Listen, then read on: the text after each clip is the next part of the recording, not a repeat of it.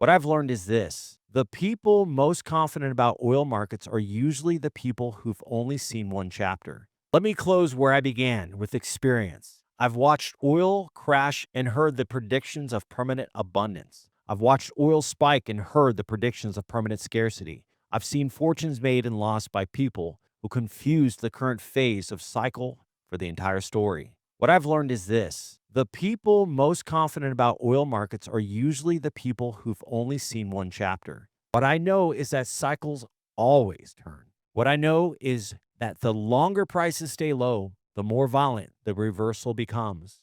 What I know is that the people positioning for the current narrative are not the same people who will be positioned for what comes next. If you've only seen one chapter of this story, consider that you might be missing something. If you are making decisions based on headlines rather than fundamentals, consider who wrote those headlines and why. If you believe this time is different, consider how many times that phrase has preceded exactly the outcome it dismissed. I ask you to think like someone who has lived through cycles, because if you haven't, if this is your first, you will. And when you do, you'll understand why experience teaches lessons that theory never can.